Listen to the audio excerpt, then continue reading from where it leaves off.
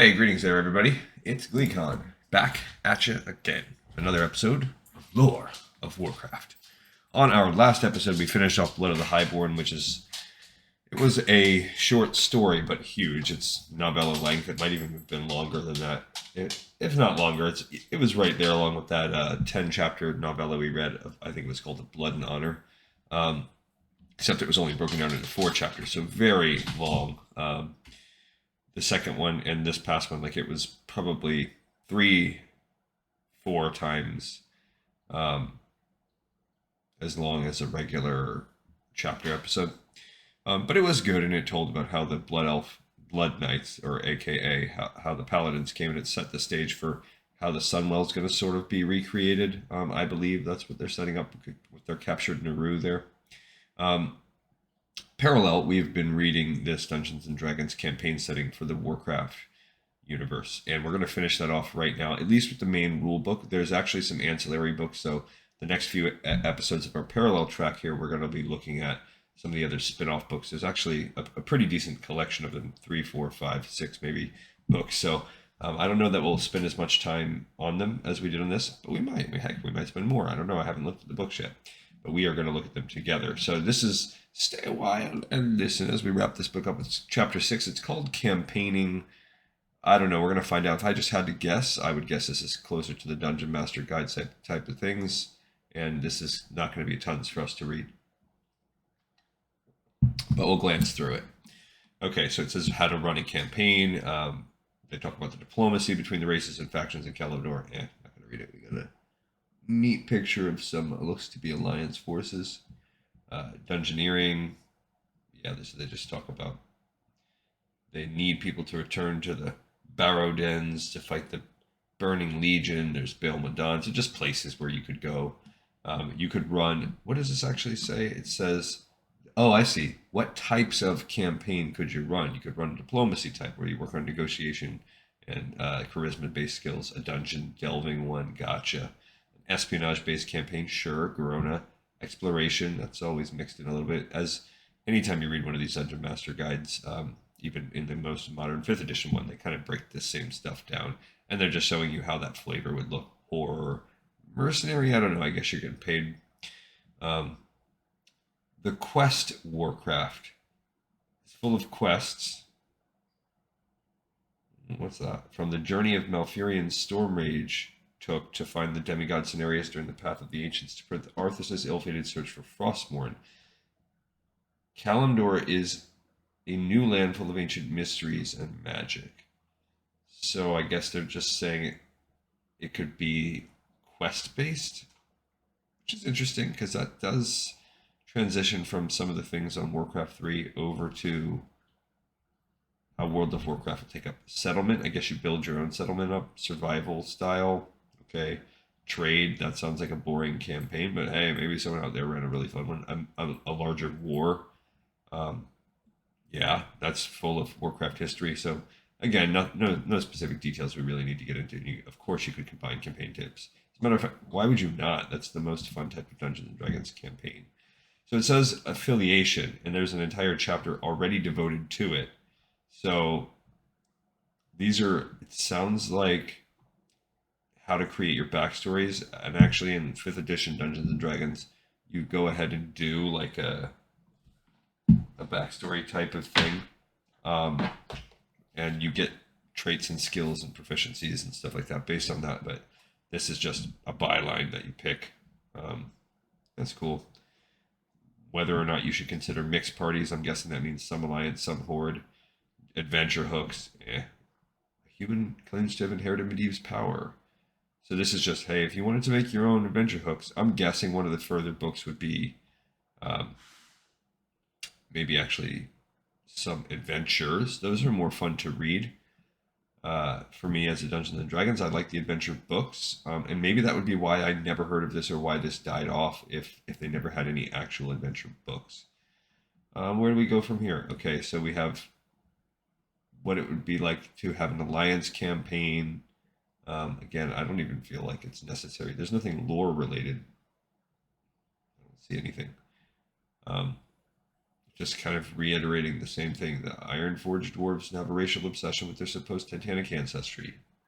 You could fight demons. Okay, emphasis on the Alliance campaign. And here's some specific Alliance campaign hooks. For instance, Jaina Proudmoore survives an assassination attempt, but the forces behind it must be rooted undestroyed. So none of this is even canon. These are just ideas if you wanted to play around with the campaign setting. The Horde gets the same treatment here. Here's Tauren versus Centaur, and with some campaign emphasis and some example campaign hooks, such as the spirits are concerned about something, but none can determine exactly what, meaning like the elemental spirits, I guess, the ancients, the ancestors. Eventually, it's discovered that a powerful archmage has found a way to manipulate the spirits directly, perhaps even to destroy them. Okay, and then you could have an independent campaign.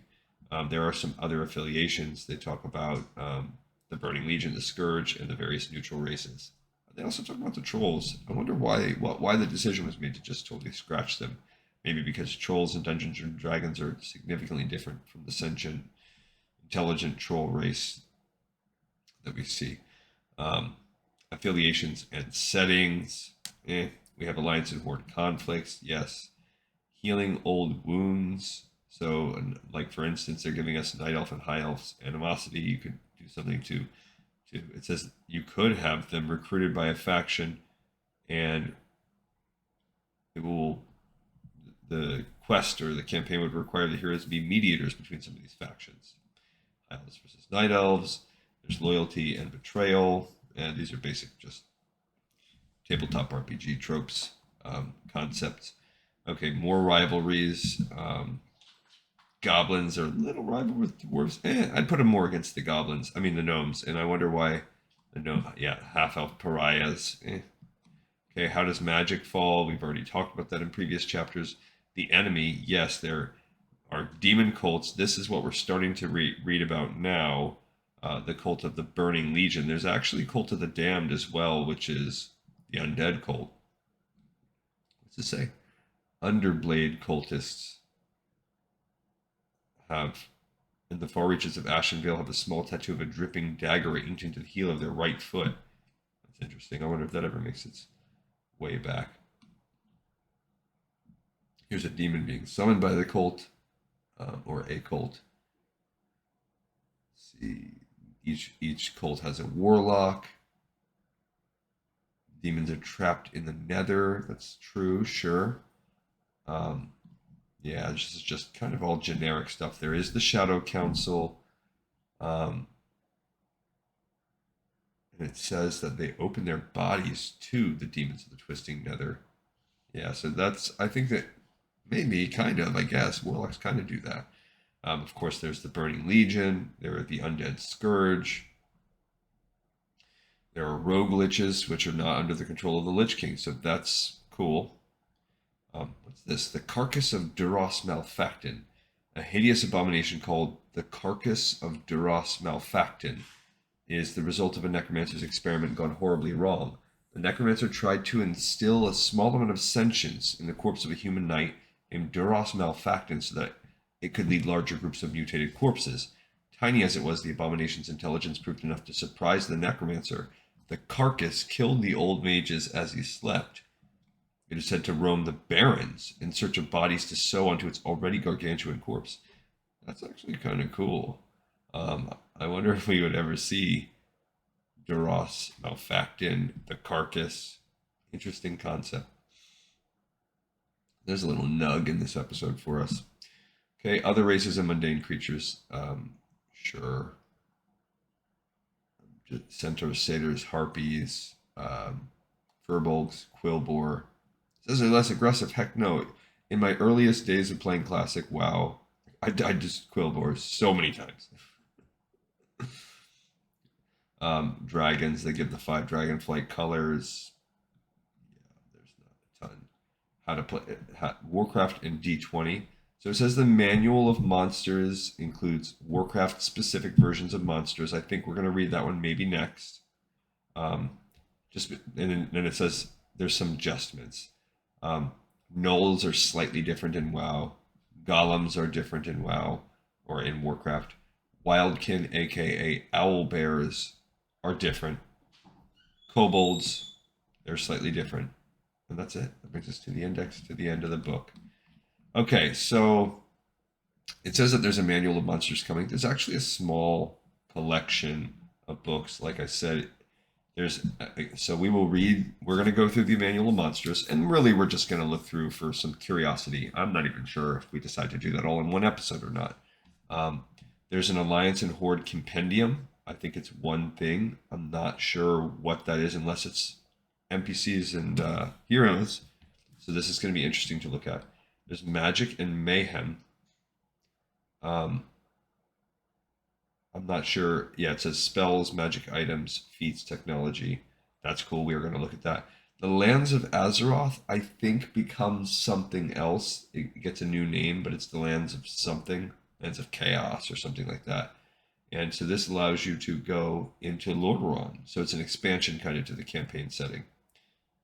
This campaign presents the entirety of Azeroth, the world of Warcraft. I don't see they're really getting close to that idea. So we are going to look at all of these for sure, and there might be one or two more past that. So there's at least 4 more books we're going to look at. Pretty cool that they did all this, and somehow this was just not even a blip on my radar. And there's the back of the book. Blizzard, Wizards of the Coast, Sword and Sorcery. Okay. So, hey, I appreciate everyone. I appreciate you so much for watching and listening as we took a little kind of side trip down the errata. And that's what these parallel episodes are going to be on. It was a little dry. It is what it is. Some of them are going to be that way. It's all going to probably be a lot more dry because all of the stuff that I've skipped, like I said before, is all either non-canon.